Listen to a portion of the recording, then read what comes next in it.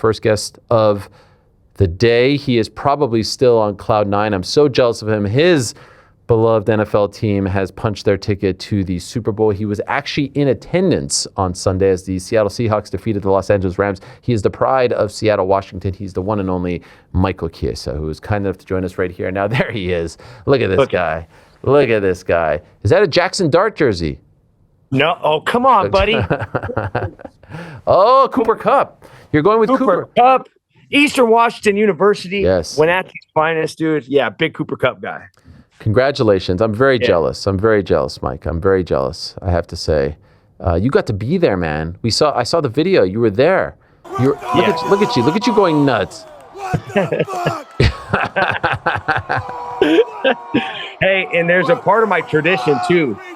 Every Rams game, and I'm not just saying this, I'm not being a brown noser, but every Rams game at Lumen Field that I've ever been to, I have always worn my Helwani sweatshirt underneath. Wow. It's Seahawks colors. Yes. For people that don't know, deep down, Ariel's a Bills fan, but I mean, why didn't he make this Bills color? I don't know. This that's amazing that you have that. Okay, now I don't feel as bad and jealous. I love that. We did watch the video though, Mike. We watched the video and I didn't bring this up. A couple of people in the back brought it up, production team. They're like, did you ask Mike if his nose is still bleeding from the tickets over there? I mean, they noted that you were all the way in the back over there. You were high up top. Like, we actually saw the wall behind you there. What is going on? You're a UFC superstar. We couldn't get better tickets for you than that? I saw you courtside at a Knicks game like 2 weeks ago. Listen, man. So when we were looking at like tickets, it was like, dude, they were through the roof. And we were like, let's just wait and see if we can get Super Bowl tickets, but we don't want to count our chickens before they hatch because we got to beat the Rams. I mean, let's be honest. That was the Super Bowl. Rams versus Seahawks. I mean, that's the Super Bowl right there. And Danny Rubenstein, best manager in the business, pulled some strings and at the 11th hour on Thursday was able to get us just some face value tickets. And for us to get, there was 10 of us there. So to get 10 of us from back home, Rick Little was there, Juliana Miller, Austin Arnett, his wife, a handful of my friends, to get 10 of us in a row at $400 a piece. It was just cool to be in the house, man. And it's pretty cool, like, to see how good Seattle's doing. And I feel like I'm going to kind of ride their momentum as I head into my fight in March. And I think it's going to make this Seattle event that much more special if we can go out to Levi Stadium and beat the Patriots. It's San Francisco 49ers home field. Oh, my God. Like, can you imagine what it's like to be a Niners fan right now? Oh, my God, yes. See the Seahawks win the Super Bowl at Levi Stadium. Ooh, ouch. That's right. Are you going to go to the Super Bowl? Maybe. We'll see. I'm trying to convince Candido to go. Okay. Because I'm working that weekend in Vegas, and he's a big Patriots fan, and me being the Seahawks fan, I'm like, come on, Candido, let's go to the game. Let's go. May the best team win. Let's go see what happens. But we'll see what happens. I'd love to go, but tickets cost like a kidney donation, $5,000 and a couple pints of blood. What about the previous two? Did you go to those? We did not. But this year I did go. This was my third game this year. So I went to Niners Bucks. So you're probably wondering why I have a Bucks jersey behind me, but I know I've told you about this. My uncle. So yeah, of course. He works for the Tampa Bay Buccaneers. So when the Bucks played Seattle in Lumen Field, like, obviously we had to go to that one. And then we went to Bucks versus San Francisco in Tampa with Danny Rube. And it was sweet to watch Tampa stomp the Niners in front of Danny's team. And then obviously this last. I was talking about Super Bowls. Have you ever been to a Seahawks? I've never been to a Super Bowl. Okay. Never. Okay. Well, have you been to? I've never been. I'm waiting for my guys to make it there. In my adult life, I thought maybe this year. I thought maybe last year. February 14th, 2027 is the date. SoFi Stadium. I did want to ask you though. You seem very confident. You're saying that was the Super Bowl. Like we've seen some, Patriots Giants back in the day. They were like a plus 14. I don't know, man. These guys, they've got like some bad, like freaking voodoo that they put on. Like, it's the easiest cakewalk of a freaking playoff stretch that I've ever seen. The fact that they're even in there is disgusting. The fact that Drake made the Super Bowl before Josh Allen makes me want to throw up. The fact that Sam Darnold made it before Josh, I'm not trying to hate, but it's crazy. It's crazy. It's crazy. You got to admit, though, Darnold played out of it. He played out of his mind. He played very confident this last game. And listen, man, like, I love the Seahawks. Bucks are my other team. I'm entitled to two, given I have family ties to Tampa Bay. But I will say this: I me and my wife both, we love Josh Allen. We love Buffalo. They're a super fun team to watch. That one hurt for sure. I can understand your pain. I didn't want to text you. You know, I wanted to give you your space, but especially given everything that happened to Bo Nix, you know, that was like him getting injured on the second to last play in that game was very controversial. Obviously, that last catch, the interception, you know, we should be playing Buffalo. I would rather us play Buffalo. I wouldn't be speaking this confidently if we were playing Buffalo. I don't believe the Patriots are a better team than the Buffalo Bills, but I appreciate that. Yeah. How do you know, no one asks you questions. No one cares about me. What are your thoughts on the firing of Sean McDermott and hiring a head coach? Like what are your thoughts I'll give you my thoughts, by the way, but I did want to say you had no problem texting me after Game 5 of the ALCS when the Mariners went up 3-2 against the Blue Jays. I just want to point that one out. That one didn't turn out that great, but it was a great series. I'm okay with McDermott leaving. I feel like you get so many chances. He had a hell of a lot of chances. I feel like he continuously got outcoached in the biggest games. Defense is supposed to be his bread and butter. I don't think our defense has been great over the last few years. You make it to the divisional or AFC championship games 6 straight years and never get over the hump is a problem. The fact that he never got a number 1 seed is a problem. We never had that bye week to begin the playoffs. Massive problem. But I thought you get rid of him, you're going to bring in a new voice, a fresh set of eyes to just promote the offensive coordinator, Joe Brady, who I'm okay with but not enamored with, was very deflating. I thought we were going to get some new, fresh, young, maybe not, maybe someone new that comes in and revitalizes the team, because the big thing was, we hit the wall. Well, Joe Brady's been a part of that hitting of the wall for the last 3 or so years. I felt very deflated and sad yesterday because I feel like we're that close, Mike. We're that freaking close, and I don't know if they got this one right. I hope I'm proven wrong, though. I really do. Yeah. And, you know, and it's one of those things too, where it's like, you're going to get a big change of scenery. You're getting the new stadium next year. You would think like new head coach, just kind of, you know, put a fresh coat of paint on the organization, not even just with the new stadium, you know, some new coaching staff and obviously some gaps to fill defensively in terms of personnel and people you could draft. But yeah, I was a little bit shocked that they didn't bring in some new blood on the coaching staff, but we'll see what happens. And the fact he's 36, I like the youth. I like the youth aspect. Youth and maybe a different type of strategy when it comes to, because ultimately at the end of the day, Sean McDermott could shut down any of the innovations and types of things that maybe he has in mind that would fit into the mold of what he's trying to do with his team. So maybe it could be good, so just got to have faith, man. Got to have faith. Trying to stay positive. You guys didn't make the playoffs last year, and now here you are that close. So I am rooting for you guys. Let it be known. I'm rooting. Mike McDonald is the man. Let's be honest. Mike, he makes guys want to run through a wall, dude. I just love the way he talks. Very matter of fact. Sees his son only 30 minutes a week. What's up with that? Yeah. That's commitment, man. Yeah. That's commitment. Or crazy. But yes, it is commitment, no doubt. I hope you guys win 55-10, and it's the worst Super Bowl of all time. I just hope it's an absolute beatdown. By the way, you just mentioned, I was wondering about this, new era. So you will be continuing doing the broadcasts. Any changes, any upgrade, any differences for you as far as that work is concerned? So I signed a new 4-year contract. Oh, congrats. I'm excited. Yeah, thank you. I'm really excited to, I haven't got to work yet. My first show will be February 7th. So I'm really excited to get to meet some of the staff with Paramount. I'm excited to see the changes. I'll be doing more Contender Series. Road to UFC is mine and Joe Band's thing. I do feel like I'm on that last rung of the ladder that I've been climbing. I think it's just going to be one of those situations where it's going to be an opportunity. We have a great team. The commentary team's phenomenal. I mean, everybody across the board brings their own flair. We're not missing any pieces in that department. If I want to be biased, the only piece they're missing is me. But, I think my opportunity will come in due time. I know I'm doing the right things. And the key to it all is just working hard, showing up very prepared. Even if you don't have a good show, if you show up and just let it, you're studying and the effort you put in will shine in your efforts. So, I'm very persistent with what I'm doing there. And then, obviously I'm still doing my regional stuff with Battlefield Fight League in Vancouver.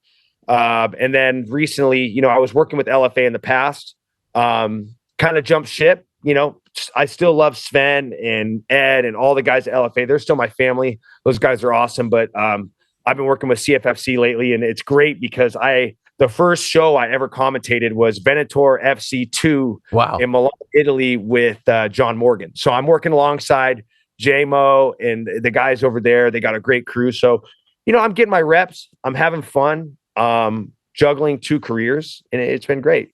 By the way, was that the event that Mayhem Miller missed weight by 14 pounds or something? Was it? I remember it was a Venator, but I don't remember if it was Venator 2. Do you know what I'm talking about? Do you remember that? I know that I think he missed weight and he didn't fight. Yeah. I remember the main event was Emil Mech versus Husmal Paul Harris. Cody McKenzie fought, which is crazy. And then the prelims of that card had Jack Hermanson and Marvin Vittori. Wow. Which is pretty cool because they're weren't even on the main card. And then look at what they've done. Both guys have been top 5 in their respected weight classes at one point in their career. Peter Queeley's on there. Yeah, a ton of guys. A lot of freaking fights. Holy crap. There were a lot of fights on this card. 15 total. Great days. That was back in 2015. Okay, so I love that. By the way, what did you think of the debut? Everyone weighing in on the debut, the Paramount Plus debut. Obviously, you watched it. What did you think? I thought it was great. One thing that me and my wife noticed is we loved the way the commercials felt very cinematic, which was very cool. I feel like one thing we're going to get from this Paramount deal is I feel like, and look, ESPN was awesome. I have nothing bad to say about ESPN. The whole staff, the way they did things was good, but I feel like Paramount's going to do a better job of telling the story. The previews didn't feel like an advertisement. They felt like a movie trailer. And I like that because I feel like it doesn't mean that a fight has to have bad blood for there to be a story. I mean, it can be, just any main event, there's a story to be told. And I feel like the way that they did the Paddy Pimblett, Justin Gaethje commercials were awesome. I think that they're very cinematic. I like the added flair to it. I know everyone's complaining about the advertisement and stuff, but at the end of the day, it used to be $1,400 a year to be a UFC fan, and that's been cut drastically. So, and I'm not just saying this to be a company guy, but if we're not going to charge that much for pay-per-views and things like that, we got to make up money on the back end. So it's making it, what would you rather do? Would you rather pay $80 per pay-per-view and have a much more expensive subscription to ESPN with less commercials? Or would you rather deal with a little more advertisement and pay significantly less? I think most fans, when you look at it from that perspective, would take the latter of the two. No brainer. Absolute no brainer. And I think they'll figure it out. I think this broadcast on Saturday is going to look different than last week's. And, it's just the first one. It's going to take 6 months. I think in 6 months, I don't mean to cut you off. I think it's going to take 6 months for us to kind of nail everything down and maintain the balance and things of that sort. But I think for a first show, I think it was great. I mean, the main event delivered. I think it was, it was awesome.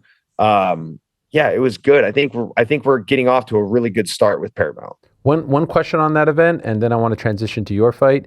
Some people weighing in on I said it, but don't listen to me. I saw Josh Barnett say it, Matt Brown say it, Merab say it, and obviously foes of Paddy would say it as well. Hey, that was quite sloppy. That wasn't high level. It was entertaining. It was riveting. It was fun. It was a car crash. But from a technique standpoint, it wasn't exactly the creme de la creme, and Ilya's on a whole other level, as is Armin in most people's eyes. Your expert opinion, what did you see there? Do you agree with those people, or is that unfair? Well, I might go on a little bit of a rant here. Go ahead, please. For one, when you take Justin Gaethje and Paddy Pimblett and you separate them from each other, okay, would you say Paddy Pimblett's a very technical striker, a very technical fighter? Would you say the same about Justin Gaethje? Justin Gaethje's motto is I create chaos, I create collisions. Has Justin Gaethje, outside of the way that he approaches his dirty boxing, has Justin Gaethje ever been labeled as a very technical fighter? No. So what happens when you put the two of them together? Right. You're not going to get a technical fight. And respectfully, and I love Merab, that's my guy, but Merab himself is not the most technical fighter. He's fucking dominant. He's amazing. He's unarguably the best bantamweight of all time, dare I say. But is he the most technical guy? Absolutely not. This is mixed martial arts. Mixed martial arts doesn't have to be pretty. Sometimes being sloppy and messy and putting on a pace is what wins fights. Yeah, you know, if you want to nitpick the techniques and where you know, and how much it lacked it and things of that sort, yeah, go ahead. To me, it's like you're just looking for something to shit on. You know, like for Josh, and I love Josh Barnett, another Washington legend. Maybe would you be the same? Would you say the same thing if you were so bitter about the UFC? You know, I would respect Matt Brown's opinion more than Josh's, because Matt Brown doesn't have disdain towards the UFC. And Josh, I love the guy, but it's like, you know, that's when you put on 4-ounce gloves, like, what do you want him to do? Do you want him to fight like a boxer? Do you want them to hold their hands here and do this and turn their punches over perfect and do all this shit? Like, no, it's mixed martial arts. You put the 4-ounce gloves on, it's going to get fucking chaotic. So, you know, what do you expect when, like I said, if you take the two of them away from each other singularly and you look at Justin, you look at Paddy, you would never say either guy is a technical fighter. You know, you don't watch their breakdowns like, oh my gosh, look at the perfect technique of what they do. No, they're pace fighters. They're chaotic fighters. They're sloppy fighters, but that doesn't mean they're not great. So, I mean, I thought it was a great fight. That's the beauty of mixed martial arts. I mean, if it's boxing, I feel like boxing, there's more to critique because there's a science to boxing. You can't fight sloppy as a boxer. It's a mutual agreement to stand toe to toe and exchange punches. So you can critique a boxing match. For MMA, unless it's like, you know, someone that's fallen all over themselves and trying to pull guard and just, you know, is off balance the whole time or something, like, then I would insert my 2 cents about it being a sloppy fight, not worthy of a main event. But I see it for what it was. It was a classic. It was fun. You know, it was a very fun fight. I enjoyed it. My wife enjoyed it. My mom enjoyed it. We all had a good time watching it. So you know, everybody's entitled to their opinion, but I just think that that's mixed martial arts. Mixed martial arts isn't supposed to be this technically perfect thing every time two people get locked in a cage and have to fight each other with 4-ounce gloves on. You know, okay. It's chaotic. It's messy. I love it. That's what that fight was. I love the rant and I love the passion, and this makes it fun. I don't think anyone says that it's not entertaining, and so like if we want to nitpick about that, that's what makes all of this fun. And ultimately, we want entertainment, and I would say it was a very entertaining fight. I want to talk about your fight. Yeah. Did you ask to be on this card? Did they call you? How did you end up on this card, and how did you end up against Carlston Harris? So first and foremost, Carlston was just the guy. And I think that, you know, Sean and the UFC knows what they're doing. It's if you look at it like, you know, his last handful of fights, my last handful of fights, obviously things haven't gone well for him his last couple fights. I've kind of been rolling again. But stylistically, it's a very hard fight for me. What have I struggled with a lot throughout the course of my career? Tall, rangy strikers that have really good front chokes. And that's exactly what I'm going up against in Seattle. So they know what they're doing. And I'm excited about the matchup because I want to get over that hump.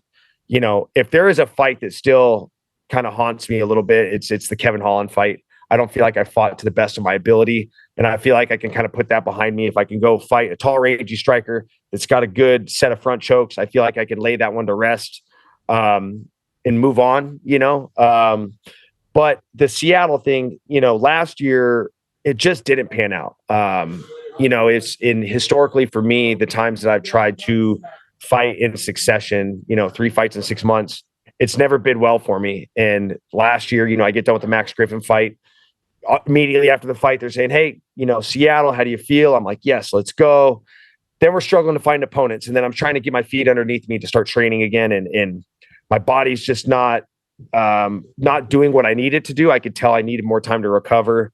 And then, you know, I think we talked about this last year, but as we're trying to go through the process of finding an opponent and just getting into a groove of training again, our dog of 10 years, we found her dead in our yard. The day that we were supposed to settle on an opponent, we found Blue.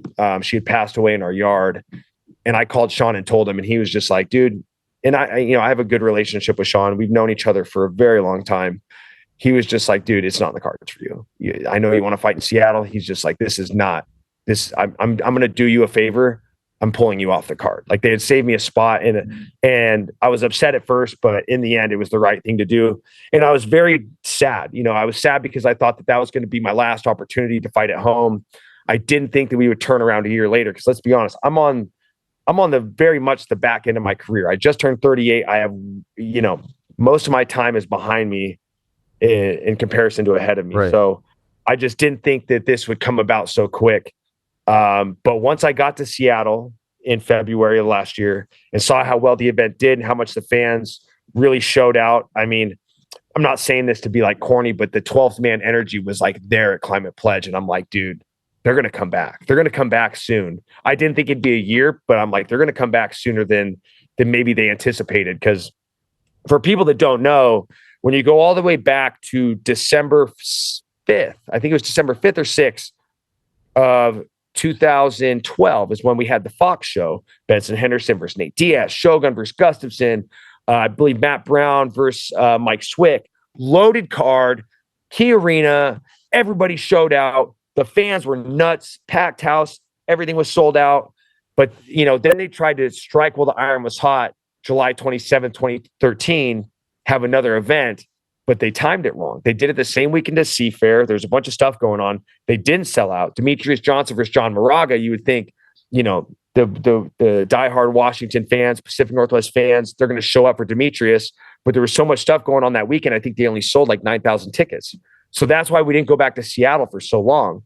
So I think that after this last show at Climate Pledge, this last February, I think they were like, oh, we got to come back here. This is a really good market.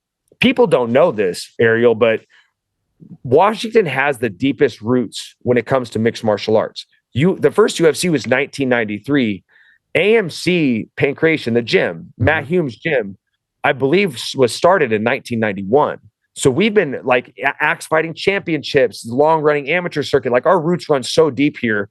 Washington is chock full of diehard MMA fans. So I think, I didn't think that we would come back a year later, but I'm very thankful they did. So, yeah, I can't tell you how I found out about the event, but I knew it was going to happen. I knew I had to be a part of it. The timing is perfect for me.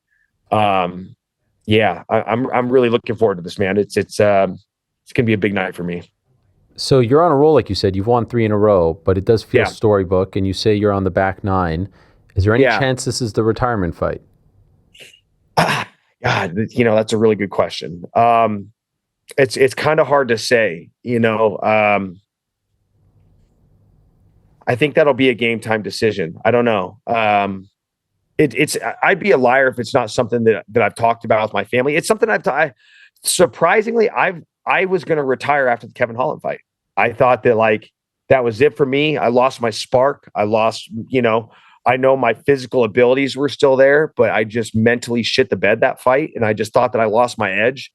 And I've been doing this a really long time. I've been doing this for almost 20 years. My first fight was June 5th, 2008. I've been doing this a really long time. And so, the Kevin Holland fight's 2023, that's the 3rd fight on a 3-fight losing streak. I thought I was done. And so, since then it's like a fight by fight situation, so it's hard to say. I don't know. It's hard. It's hard to, it's like this has just been a part of who I am for so long, for like half of my life. It's hard to imagine walking away from it. It's hard to not even get like emotional just talking about it. It's this sport has given me everything. Like I wouldn't be where I'm at in life without it. Like if I didn't have fighting, like I don't think I'd have my wife. I don't think I'd have the life I have. I wouldn't have this amazing career I have outside of competition. Like this sport has given me everything. So it's hard to imagine walking away from it, but at some point I have to make that decision. I just don't know, I go in 4 in a row. That's kind of hard to just be like, see you later. Like there's big fights I still want. I still love to compete. We'll see, we'll see what happens. Do you get emotional talking about this because inevitably it's around the corner, that it's not too far away? Yeah, I mean, dude, I'm almost 40. Yeah. I told myself a long time ago that like I don't want to fight into past 35, and here I am 38, and there's so much to my story that people don't know. Like I grew up in a very broken home, abused, bullied.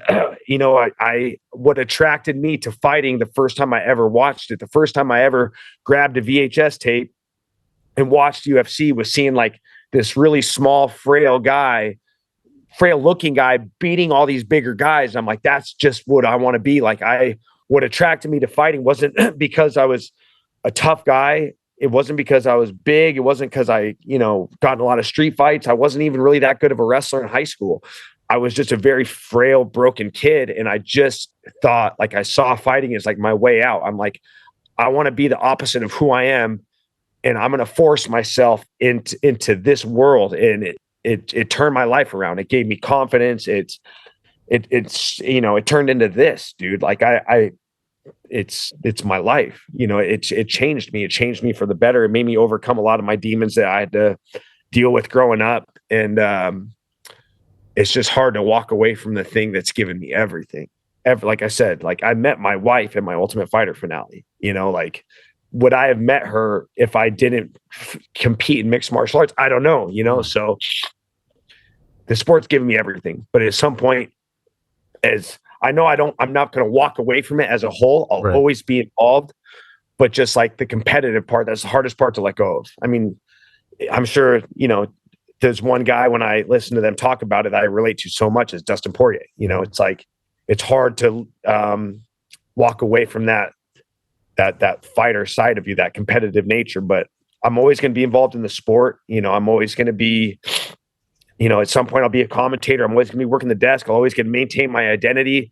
I just won't be the man in the arena at some point, but I just don't know if this one will be the last one. But if it is, it'd be a really good way to go out. There's going to be people in attendance at Climate Pledge that have been watching me fight for 18 years, so, and it's, I haven't said this, but like, it's my 22nd UFC fight.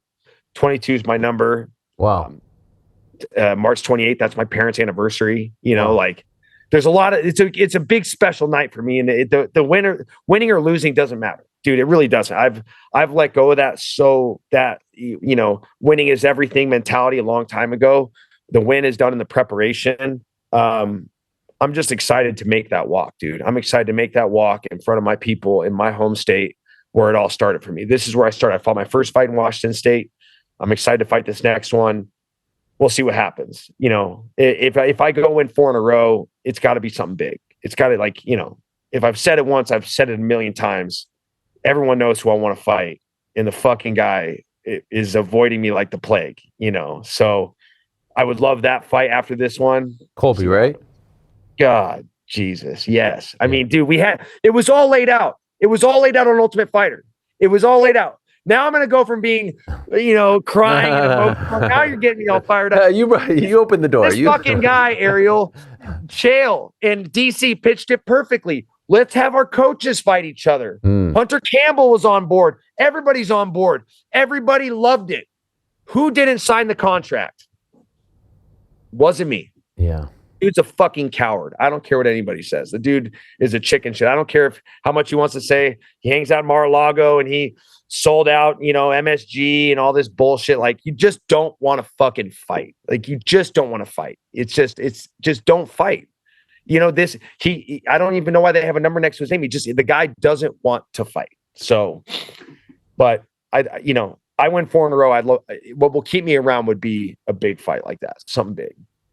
By the way, you mentioned the Poirier situation. Like, when you saw what he received over the summer, you can get a similar situation. It's very rare to retire at home. Guys will retire and get the nice little send off in the video, and it's great. But to do that at home, so is that like something pulling you? Like, man, this is, even though maybe you don't want to walk away, is there like a push and pull of like, this would be perfect, but I don't know if I want to do it. If this was a show that was happening in Atlanta, you're probably not thinking this way, but it all seems so storybook for you right now.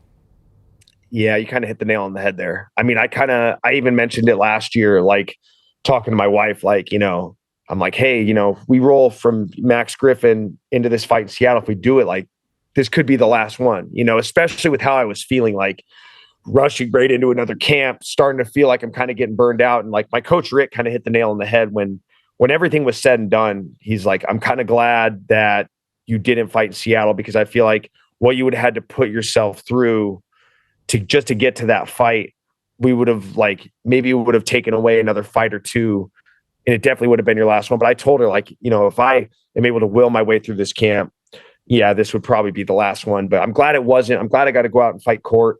That was an interesting fight. A guy kind of forced me out of my comfort zone and got me to this point. 22 is my number, dude. Like for people that don't know, like my hero was my grandpa Daryl. My family had a racetrack. He had a racing team. His number was 22. That's why I have 22 tattooed on my chest. My wedding ring has a diamond 22 on it. Like 22 is like my family number. So like for this to be my 22nd UFC fight in Seattle on my parents' anniversary, like there's like I feel like the universe is telling me something. And I wasn't going to be this open about it, but it's just hard not to, like I don't know what's next. I don't know if this is the last one. But if it is, it's the perfect way to go out, like at home. Could I continue to fight more, Ariel? Yeah. And like, there are people that are like, you're doing so good now. You're finally making real money. Why not stick around and fight a few more fights? And it's like, it's either one of two things. Fighters either retire too early or we retire too late. When have we ever heard of like a perfect retirement? Right. Yeah. It's like, I would rather retire early. I don't care about money. I never started fighting for money. I didn't get into this sport to make money. I got in this sport because it was calling me. So what if I miss a few paychecks? The health of my body and my brain means a lot more to me than, a couple bucks in my bank account. So I would rather go out a little early than a little late. And I don't think retiring at 38 is like an early retirement, even if I'm doing well, so I don't know.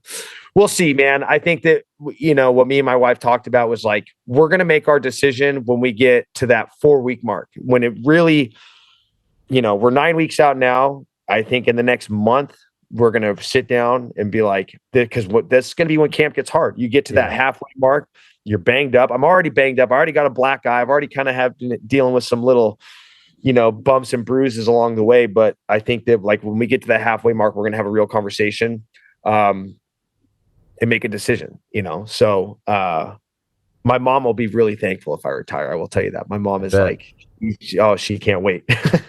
She can't wait, but she respects who I am and what I do. And she knows how much of a competitor I am. So we'll see what happens. I think in the next month, we'll make a concrete decision, but that's not going to be a decision I share with the world. That's going to be something that's going to be kept internally, so we'll see what happens. By the way, you mentioned this earlier, and I'll preface the question with an apology, because if you want to ignore it, totally. But you mentioned it, and I had not heard you talk about this when you said like a lot of people don't know about your story. Yeah. About being abused and bullied. Yeah. Can I ask about that, or is this not the time? Yeah, it's fine. It's just the reason I've never really talked about it is like I never wanted that to be like, now I'm more open to talking about these things now that I'm at the end of my career. Right. Because I just don't, I'm not trying to gain fans through I know. the pain and stuff I've been through. But, so my mom that everybody's seen, my mom that holds the UFC record is the first mom to step foot in the octagon. My dad remarried when my birth mother and my dad got divorced. And my dad remarried when I was very, very young to Teresa Chiesa. That's my mom. Mm-hmm. So some might say she's my stepmom. That's my mother. That's my mom. But yeah, so I lived with my birth mother for a long time, and she was a severe alcoholic. She was very, very abusive. Put me in a lot of bad situations. Just crazy shit, dude. Like, I mean, getting kicked out of your house after you just had surgery on your leg and having to kind of crutch around your town because you got kicked out of your house for no reason, and like physical abuse, mental abuse, verbal abuse. It came in all shapes and sizes and all forms. And it wasn't until it was a week before I turned 16. I felt like if I didn't leave the environment that I was living in, I was afraid that that my birth mother would, I'm saying this now because she's passed on, and don't say sorry. It's whatever. Like, now that she's passed on, now I'm a little more open to talking about these things as well. But, she would always threaten me that she would like take her own life if I ever moved out. So I always stuck around and dealt with the shit that she put me through because I was afraid if I moved, she would do something to herself. And so I finally just got to a point where I'm like, it's either me or you. Because I'm on the brink of I want to kill myself because I can't live in hell anymore. It's hell. It was hell on earth living in that house. And it literally, I hit a crossroads where like, if I stay here, I'm afraid I'm going to do something to myself. I have to get out of this house, or else it's either me or her.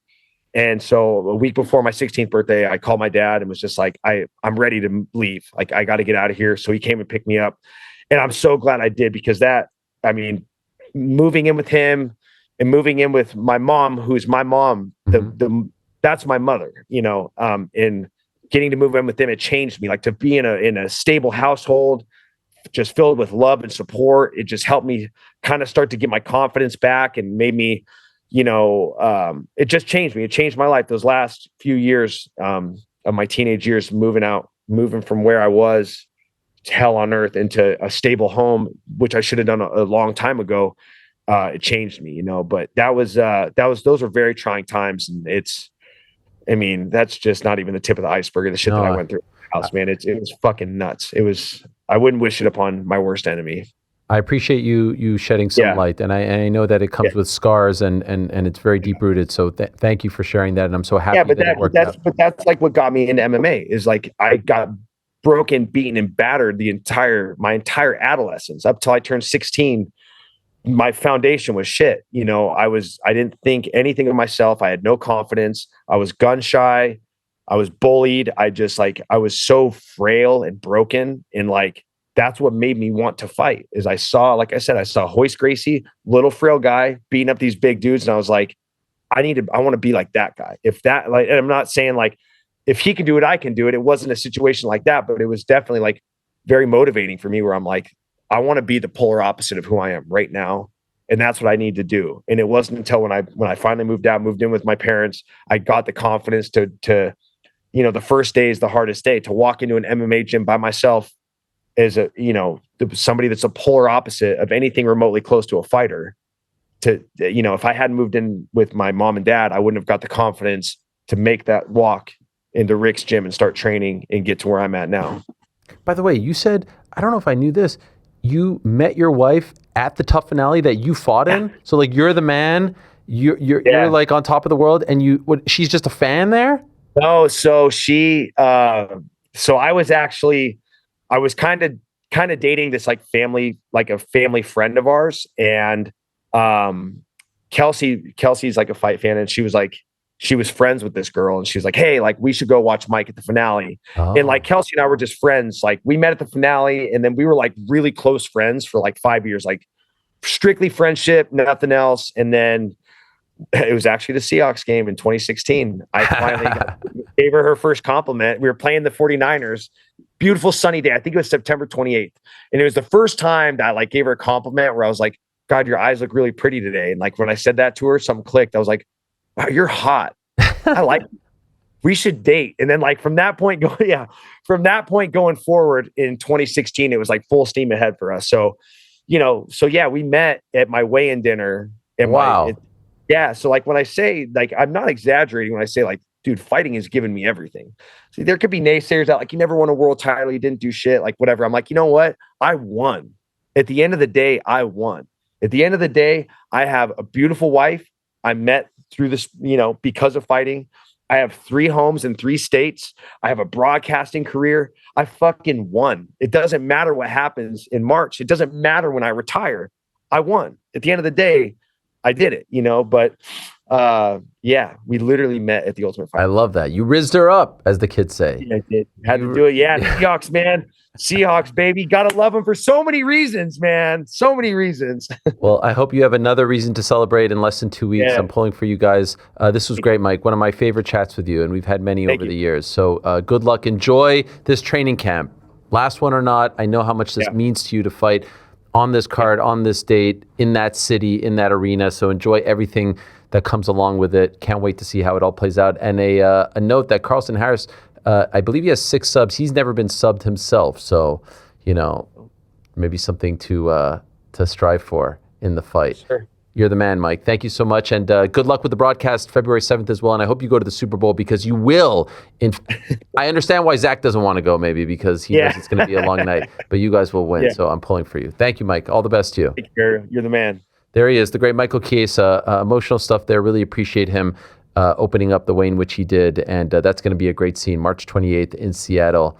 Thanks for watching this video. Before you go, if you haven't already, hit that subscribe button for us. Also, give us a thumbs up, leave a nice comment. These things go a long way. And while you're here, do check out the rest of the channel. We've got live shows and full interviews, clips, and a whole lot more. We're doing big things here, and we appreciate your support very much.